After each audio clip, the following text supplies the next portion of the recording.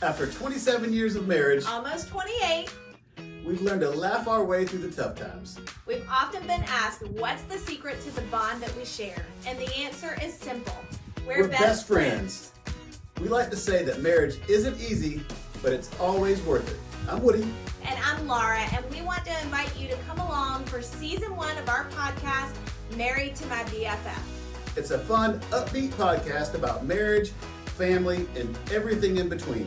So stay tuned for our latest episode. He used to hate social media, now he's going viral, but one thing that he has always loved is television.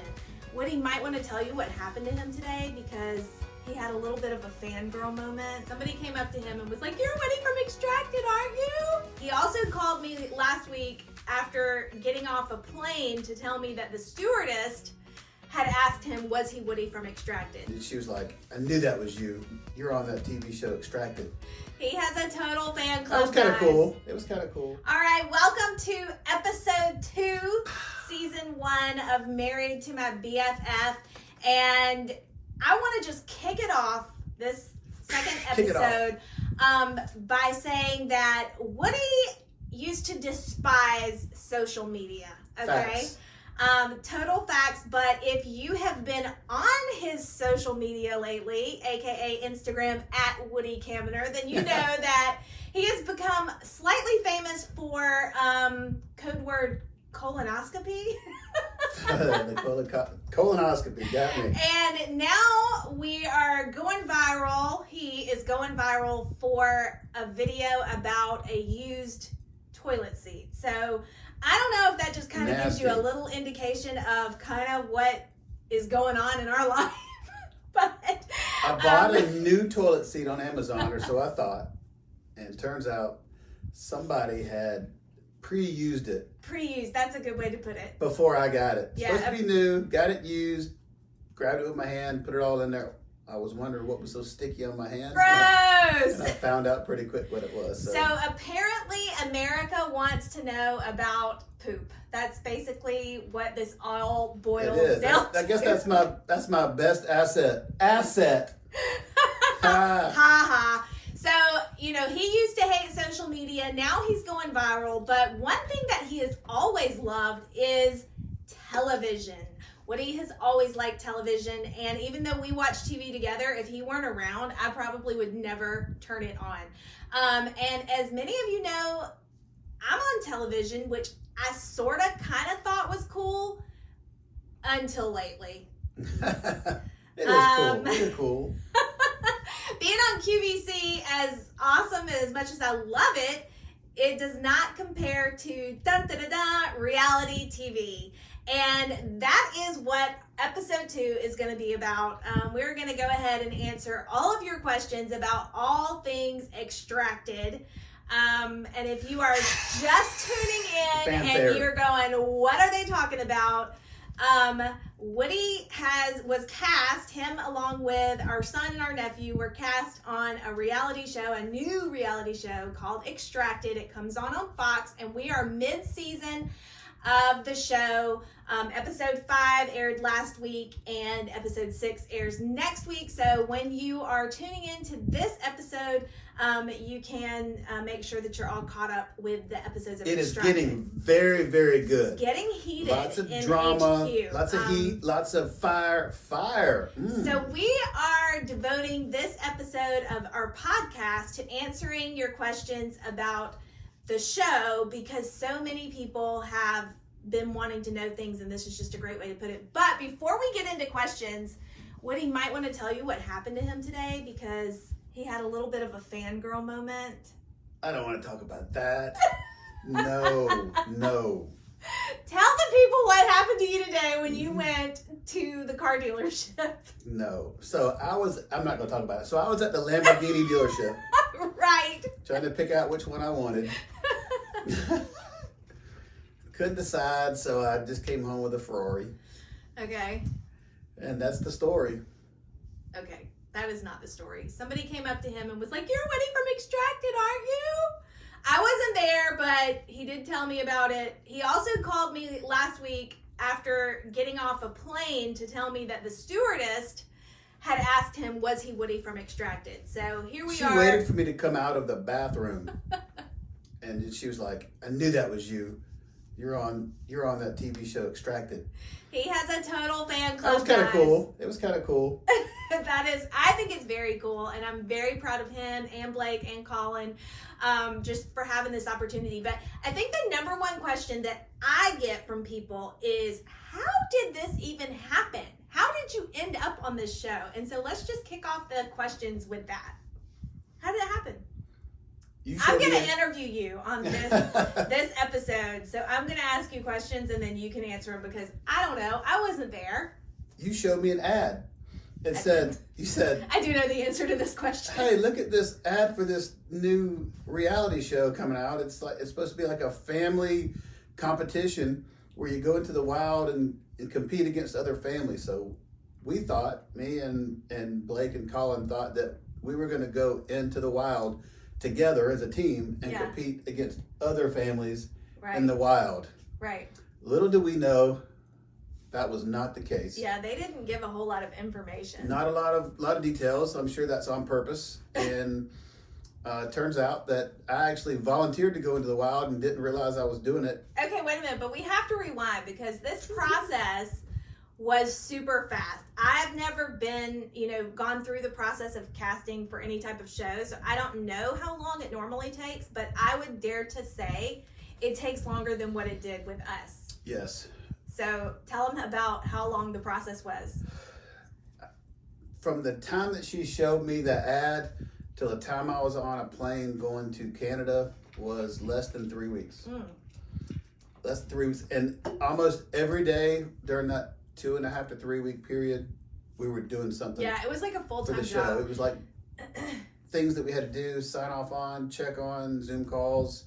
Oh, wait a minute. Clothing. So I do have to take credit for the very first step. So as he said, I found the ad. She's always trying to get credit. And I texted the guys and was like, hey, this would be cool. Y'all should do this. And I don't even think everybody responded to me, but I'm like, I'm going to do it anyway. So I filled out just a little vague form, and I guess it went directly to the casting agency, because the next day was a Sunday. I remember this was late on a Saturday night, and the next Sunday, like mid-morning, I get a text, not an email, I get a text from somebody saying they were with a casting agency and could we have a phone call, like in an hour or something. And so I kind of originally took the reins of like, I'm going to set this up for them. And so I had a phone call with the agent, and they immediately said, okay, well, we want to get on a Zoom call with all the family members, either that night or the next day. So it was super quick. Everything rolled really fast with this. And so it's one of those times you have to just say that was a God thing, because it literally just snowballed, and it was pretty cool. It was pretty cool. And I will give you a little tidbit of information that most people probably do not know. Ooh, yeah, tell us. Do I know? The show was not originally called Extracted. Ah. It had another name. Episode 3, I'll tell you what it was.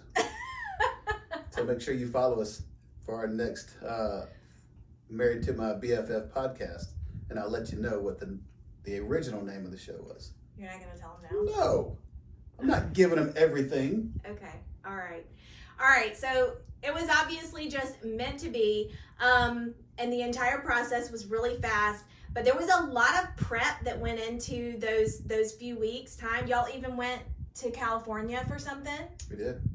We flew out to California just for a physical. Wow. It was fun. We had fun. We all went out there and went to Santa Monica for a physical, and then we flew back. Oh, and can we tell them about Blake? Nah. Okay. There may be some things we bring up and we stop each other, because there were so many NDAs that literally there's so many things that they can't talk about. And this guy is such a rule follower. I'm going to get my noisy piece of paper that Woody said I can't use, but I'm going to try to keep it really, really quiet, because this has my questions on it. Okay, so. I have not seen these questions. First question.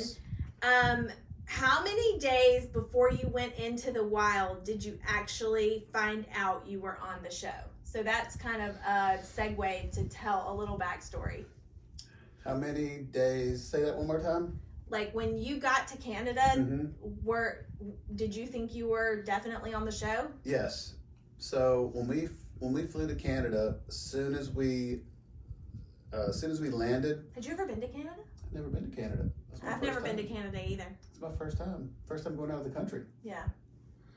So that's it. First time ever going out of the country. And when we landed, they said, "Hope you've said goodbye to everybody." And they took my phone and my watch, and I wasn't able to communicate with anybody.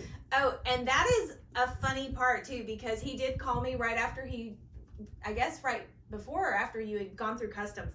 And we knew they had said that somebody was going to take their phone. So like we weren't sure if I would get to talk to him again. And so literally, because I could track him, I could see his phone go to like the parking lot or like where they got picked up by buses. And after that, it never changed positions. And so, like, I felt safe. Obviously, we felt peace about this, even though it was a first for us. Like, we were just like, wait a minute. What if this isn't real? What if we're getting kidnapped? Yeah. What if I'm being trafficked? I'm so good looking. I'm like, somebody's going to want to traffic me when I get to Canada. It definitely went through my mind, like, especially after, like, a weekend. I'm like, so, like, they took his phone. Like, this sounds a little peculiar. Like, what if he didn't really, what if, like, pirates came and got him? Pirates. And then, like, you know, he's supposed to be gone for a while. So what if, like, by the time that I realize what's going down, it's too late? Anyways, obviously he was fine. He was not kidnapped by pirates. Everything was good. But yes, so somebody met him and actually took his phone when he went through customs. Yes. Customs in Canada was pretty insane. I've never done anything like that before, but trying to get like a work permit in customs, find to a new country, it was legit. Yes, it was quite overwhelming. And I did do it. It took me a while, but I did it. Yeah, you did. And so when you got there, you thought that you were definitely on the show. Yeah, so when we got there, we thought, so I got there, I think, on a Saturday, and I believe Blake and Colin got there on Monday. And we went to basically put us in a hotel. But at that point, we thought we were about to go on the show. We didn't realize that we basically were still auditioning to be on the show. We had interviews and talks and more things we had to do. We had to do testing, and we had to do like swimming tests. We had to do like hunting tests, and it wasn't easy. It was like a hunting and fishing license. Yeah, license all wrapped in one. So even if, and I just learned this, even if you're going to Canada to fish, you have to get your hunting and fishing license together. And the hunting test, they say it's like so easy, like a 10-year-old could do it. It was brutal. It was brutal. It was lots and lots of reading and then taking tests and then so it was more than your 8th grade education could handle. Yes, it was more than my 8th grade education could handle. But I did do it, and it was a lot. It was intense in a short amount of time. But the whole time I didn't realize that I was still auditioning for the show. Yeah, so is it safe to say that, I know you don't know the answer to this, but is it safe to say that it's a possibility that somebody's family may have gone to Canada to be on this show and then like didn't actually make it? Well, considering that they told us that we did make it, our family made it, yeah. I would assume that there's families that got the knock on the door that said your family didn't make it. Wow. But even just I know you don't know that for sure, but like even just the thought of that, like especially since you guys didn't even know that would have been a possibility. Imagine the letdown. Like, oh yeah. Hey guys, I'm going to Canada to be on a reality show. Oh, just kidding, I'm coming home. Yeah. 4 days later you're back at home. Yeah. Like, Wow, I'm really glad that y'all made the cut. I'm glad we made the cut too. That would have sucked. Yeah. That would have sucked coming home, but. So at what point, back to the original question, yes. How many days before you went into the wild did you find out, like, I'm definitely on this show? I think we found out maybe about 3 days beforehand. Wow. So you had already been there for several days, I'm guessing, Mm-hmm. before you found out Yep. that you were actually going into the wild. Okay. Yes. Wow, that's crazy. That's wild. That's wild.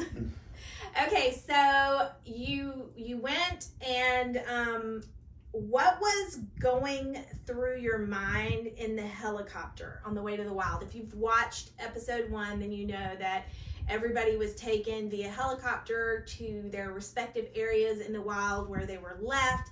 And of course, Woody makes it look so fun and so cool, and he's screaming and hooping and hollering, but you literally don't know anything about where you're about to be, what you're gonna have to do. So can you tell everybody what was going through your mind? Or like, was it just a blank space? Yeah, so before I got on the helicopter, we went basically to, I guess it's where they had headquarters. Okay. And that's where I told Blake and Colin bye, gave them a hug. Helicopter pulled up. Megan Hine jumped off. She put that little cool Garmin watch on me and said, "Come on with me."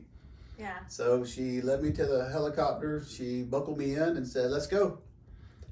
And they flew us over. And keep in mind, I have no idea where we were. Like, Right. I didn't know when we left from the hotel into the wild. We actually had our faces covered, so we didn't know where we were. Talk about being kidnapped. Yeah, it felt like we were being kidnapped. So we couldn't see anything. We didn't know where we were. Oh my God. And all that obviously on purpose. At this point, where you which did made you it trust fun. the people you were with? Yeah, I'm like, if I'm being trafficked, this is it. This is the perfect opportunity. I don't know who I'm with or where I'm going, and I'm blindfolded. So, but it just made it legit. And then when they took us in, and I got on the helicopter, the only thing I had was a little sack of with a water canteen in it. Yeah. The canteen was about that big, and it probably had about that much water. What a tease. Yeah. If you're not watching this, he's pointing at a small canteen only having about 3 inches of water in it. So. Yeah, it was not much. And what everybody really should know is we were not given any rules. Yeah. There were no rules like, here's how you play the game, here's how you win the game, here's You how had you a lose. lot of rules of things you couldn't do or had to do, like as far as like about your boundaries and things like that, but you didn't get any rules about gameplay. I think Were you there? No, but You I've don't heard know. enough about it. Yeah, we don't know about gameplay.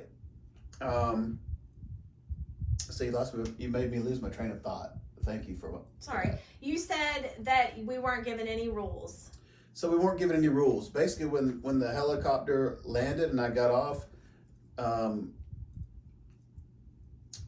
I was given like a little piece of wood with a color on it, like a marker, and was basically told to walk a trail until I found that same marker on the trail, which would be my survival zone. They called them survival zones. I called them campsites. Made it sound more fun and less Scary. less scary and less survivally. So I just wanted to go camping. So that's what I did. And the first day I was there. I got there earlier in the morning, and once I found my site, I just chilled. And I know some people built shelters and some people walked around. I just kind of found me a comfy spot on the ground and laid down and chilled out. Okay, so if you've seen episode 1, possibly episode 2, then you know that Woody did not immediately build a shelter, whereas most of the other survivalists did start building a shelter pretty much immediately. And so that's another question that we've gotten is, why did you not start building a shelter immediately? Because I don't know about you guys, but I would have been scared of A, being cold, B, maybe being wet, and C, definitely the bugs and the creatures and the animals that were out there. So I would have immediately wanted to like escape the wild as much as I could. So what was your train of thought? It was nice out. It was nice. I found me a little comfy spot on the hill, and I didn't care about that. But were you scared? I wasn't scared. I was nervous about getting bug bites because Yeah, we every talked survival about show that. that you watch, everybody's like eat up with mosquitoes. And we get bug bites really bad. So that was something he was like, I mean, if anything's going to take me out, it would be like nonstop mosquito bites. Yes, but I will say that I did not get one bug bite Yeah, the it whole was, entire time I was there. it was cooler, right? crazy weather, hot during the day, like hot where you're sweating and your shirt's wet from sweat, and then the night, freezing cold. Okay.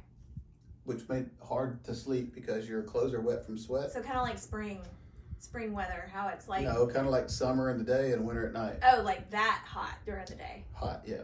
Wow. Yeah, so that was a lot of ups and downs. Which is why a lot of times I took my shirt off. It wasn't because I had this beautiful Come physique. on, you know that you just wanted to be so sexy. Yes, well, I might have wanted it, but it didn't happen. But I took it off because I was trying to keep my shirt from getting wet with sweat. Okay, that makes more sense because I think people see you out there and they're like, why does Woody have his shirt off all the time? It's not for the sex appeal. Okay. It was a strategic move. All right, well, it didn't bother me a bit. Thank you, babe. You're welcome.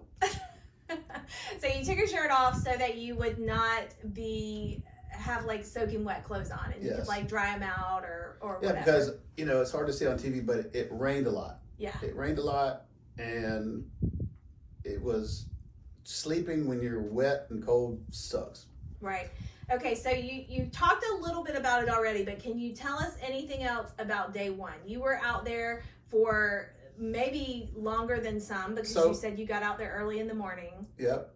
And then I think maybe every hour or so they brought another survivalist out. Could you hear them bringing other people? Like I could hear the helicopter. Right. Okay. But I didn't. You couldn't really see know what was anything. going I didn't know what was going on. I could just. So hear what else did you do? I mean, your first 12 hours out there, you didn't build a shelter. We know so that. I walked. I think what everybody also should know is that everybody's shelter, their camping area, was not close to the water. It was not close to the lake, and I think. It's hard to see on TV. It looks like whenever we're getting a supply drop or something, we're going to walk 20 feet down to the water and pick up our box and bring it back. Yeah.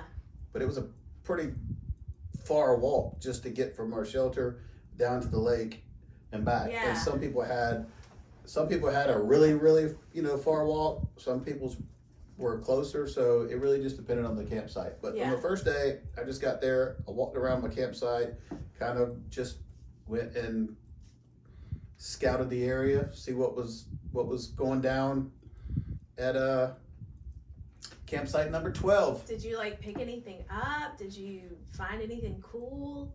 I found some arrowheads. No way. No, I didn't find any arrowheads. I'm like, man, I didn't know about this. Sounded good, didn't it? Yeah. No, you didn't. No, see I didn't. And then when the sun went down, I just rolled up my jacket or whatever and stuck it behind my head, and I went to sleep. So I slept pretty good. I'm sitting here and I'm thinking, I'm sure a lot of the people who are listening to this or watching this are familiar with the premise of the show and what we're talking about. But if somebody's tuning in and they're like, I've never seen this show, I've never heard of this show, what is a few sentences that explains the show? A few sentences to explain. A few sentences that explains the show.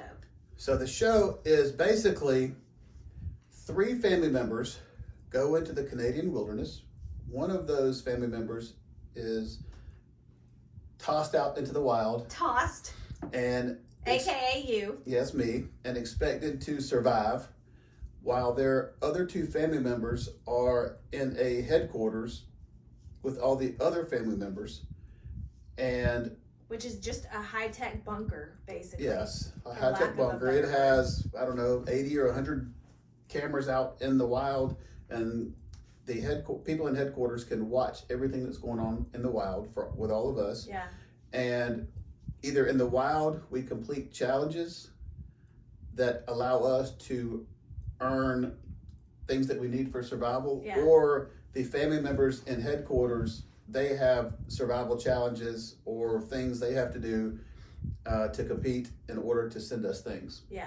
And they'll send us things like water, food, things to start a fire, things for shelter, things for warmth, different things that anybody might want to help them survive in the wild. And I think the coolest thing about the show, and this is actually a tidbit that I did not realize when I went out, I could not extract myself Yeah. Meaning, if I said, Blake, Colin, I want to quit. I want you to extract me. They didn't have to do it. So I could be left out there to suffer. Right. Even long after I said I wanted to leave. They both had to agree to extract me before it happened. And I think as you see, like in episode 1, Anthony basically begged his family to extract him, and they didn't want to do it because he hadn't been out there very long. So, and there were others as the season goes along that wanted out, that their family members actually kind of left them to suffer for a little bit.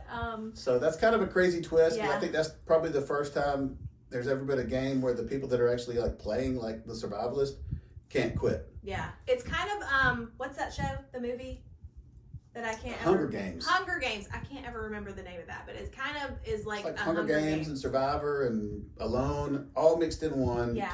It's almost like 2 games in one. Survivalist out in the wild, playing a game, challenging each other on different events to gain things that we need to help us survive. And then in headquarters, the family members are playing a game against each other where they're trying to, it's crazy because they're trying to beat the other families, but also make friends with them. Right. Because they will need them. They need to form those alliances and stuff. Yeah. So it's like with their left hand, they're shaking hands, and right hand, they're stabbing them in the back. Oh, and okay, so I would like to say that I did briefly entertain the idea of being a part of this show.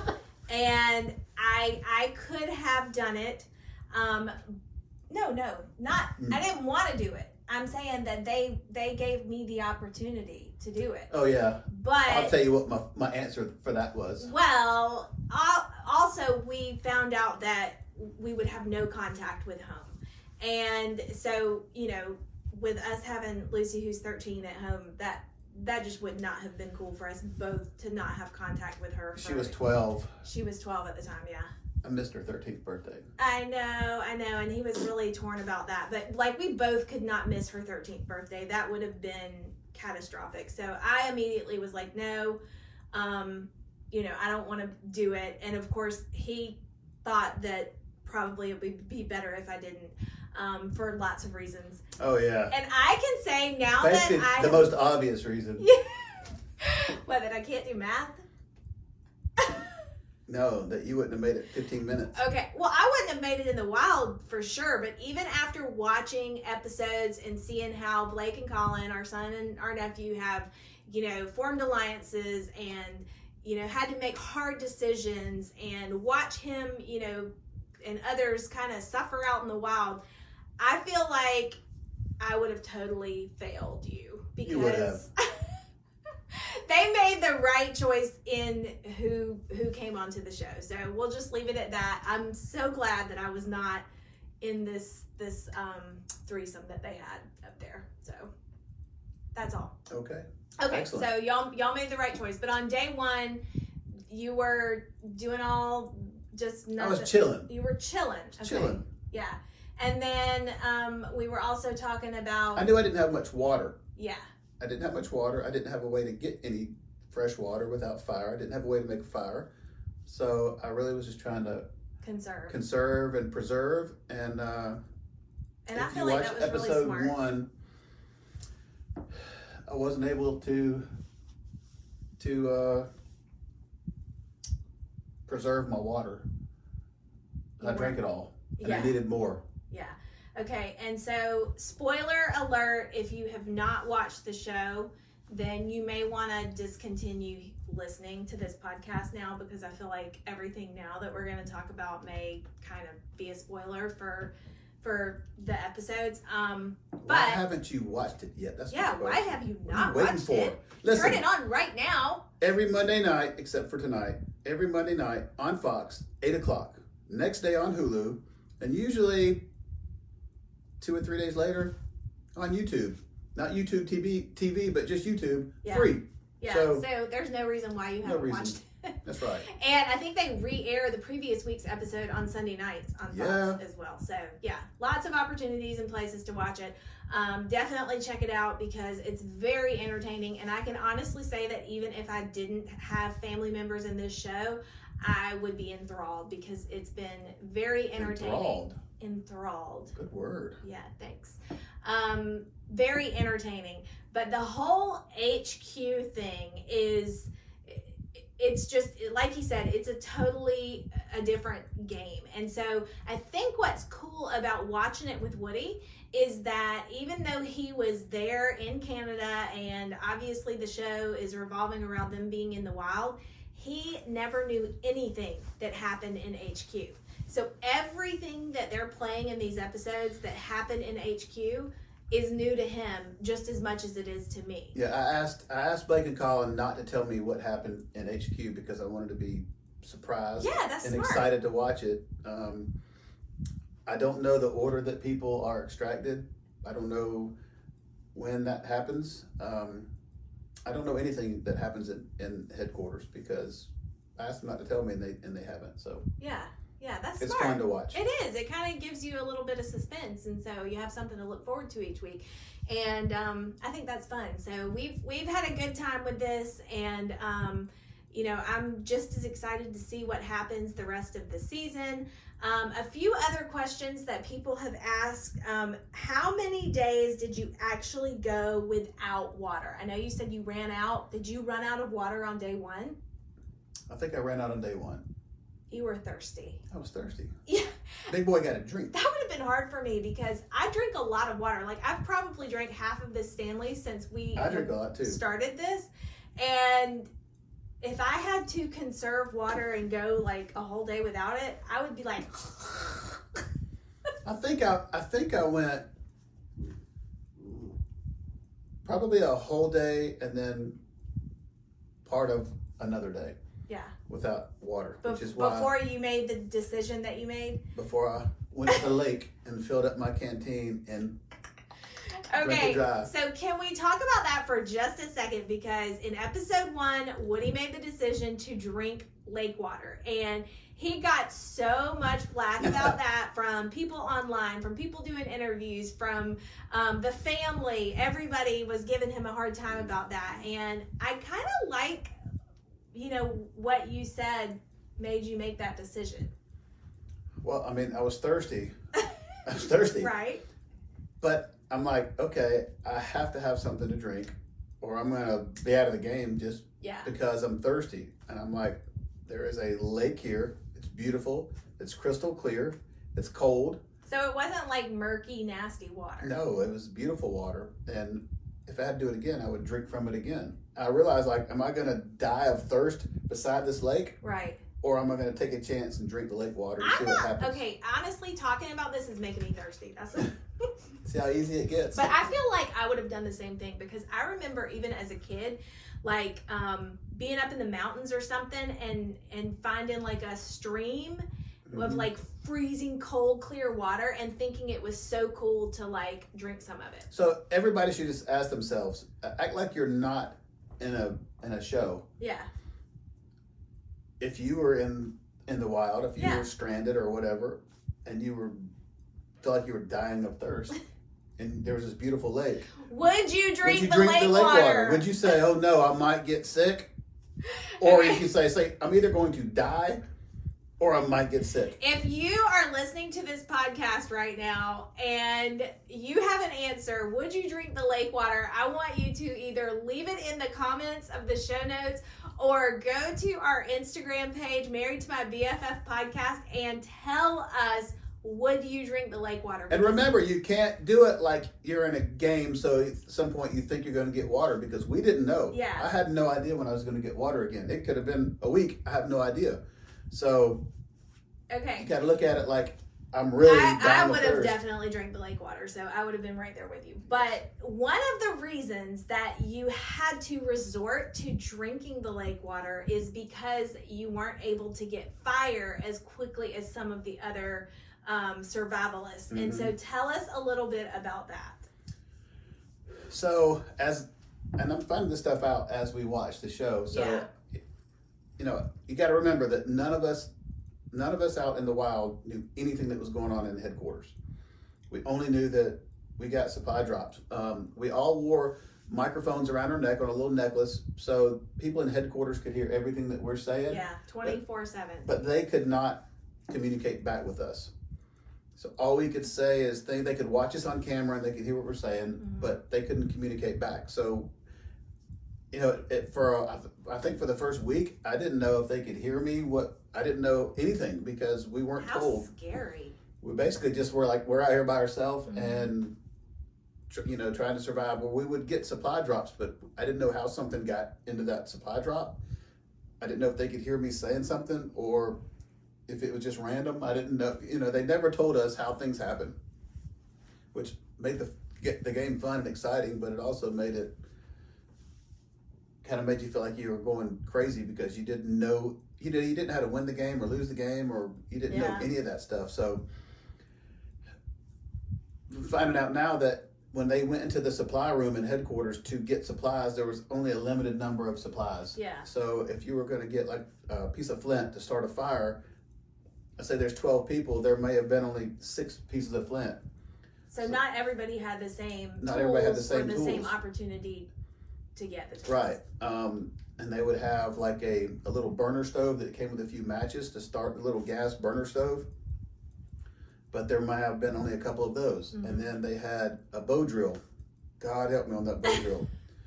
So most people, when you say bow drill, they don't even know what it is. Right. Even when you say like, Prior why do you get to the this fire show, started? I don't think that I knew what it was. Yes. Even now that I've gotten one and I've shown it to people, they're like, what is that? Most people just don't know what it is. And it's basically like the old timey days where you see where people get a stick and they rub the stick, you know, in their hands and it's they have the stick, they rub it in their hands that's on top of a piece of wood. They're trying to rub it really fast to create friction and get some little ashes down there that they can put in something to catch it on fire. What the episode did not show is that when Blake and Colin sent me the bow drill, they only sent me the drill. They didn't send me the bow, and they didn't send me the little piece of string that you have to have to use the bow. So you got the bow, but not the drill? I got the you got the drill, but not the bow. Okay. Which is basically kind of like a bow and arrow, but Yeah. not the arrow, just the bow part. So I had to go out into the woods and try to find a stick that would work. Yeah, and I don't think that was really depicted in the episode that showed that. So you kind of just looked like a loser that didn't know what he was doing. Yeah. But in all actuality, he didn't have the necessary parts to the Yes, said I bow drill. didn't, and I think I was getting delirious out there because I'm like, I don't even know how to tie and twist the rope. Like I didn't realize at first that I was actually even missing something. I think I was trying to do it like that. Yeah, I will say this. I'll interject since Blake and Colin are not here to sort of plead their case of this. They did say that, especially the time frame of like episode 1, he was not doing that great, and I think it's because he was, well, first of all, his body was probably in shock, and you know, he was probably dehydrated, likely. Definitely. And so they said he was kind of, you know, not doing very good. And I think that's probably because we didn't have a lot of prep time. He didn't do anything. You know, I think some people may have known about the show a little sooner and had a little more time to sort of get ready and prepare themselves. Whereas So Blake's a yacht captain and Colin is a airplane pilot. But Blake, we came home and Blake showed me how to tie a few cool little knots with rope. Did you use those? I did. You did? Yep. That's cool. And he also showed me, or we learned kind of together using the flint, how to get the flint and start a fire in the backyard. So we actually did that. Yeah. So that is really what I was prepared to do. And that is not easy because I actually tried to do it when they were messing with it before they left. And I mean, I worked up a sweat just trying to scrape the flint, and there was definitely no fire that ever happened. But we practiced with that, so I was confident in being able to use that. Yeah. Unfortunately, there wasn't enough flint to go around the first time. So while other people might have started a fire on day 2, I think it was day maybe, I don't know, 4 or 5 before I got flint to be able to start a fire. It also shows like that I literally am exhausted when they show me on screen trying to get that. Blake's even saying like, oh my God, he's exhausted. Yeah. You better lay there without being exhausted. But what they're not showing is how long I've been on the ground trying to get that stupid bow drill to start a fire. Yeah. And I would challenge anybody to go get one. I actually have one here. I'm still trying to light a fire with it. You're welcome to come over here and try it. I'll record it because it's not easy. But it's literally exhausting. If you've never done it before, it's exhausting. Yeah, it sounds exhausting. And I think too, I would guess that the weather had something to do with the lack of fire. It rained a lot. A lot of stuff was wet. So I was trying to go underneath, trees and branches and bushes to try to find something that was dry. Dry wood. Dry wood's hard to find. Yeah, so that would definitely make it hard. Well, it sounds like it was incredibly challenging, and I am looking forward to the next several episodes to see what happens. And well, I can tell you this, episode 6 is next Monday, the 24th, and I'm still in it. And you're still in it. Okay. I have not So we been extracted. will round out this episode of our podcast with one last question that we get all the time, literally everywhere we go. And it is, so, did you win? Stay tuned to find out. That's it. Stay tuned to find out, guys, who won. And if you have not already, please tune in to Extracted episodes 1 through 5 and 6 on the way next week. On Thanks Fox. for listening. Next day on Hulu. On Fox and Hulu. There you go. Thank you so much for tuning into this episode of Married to My BFF podcast. Please go and leave us a review if you can, and stay tuned for another episode.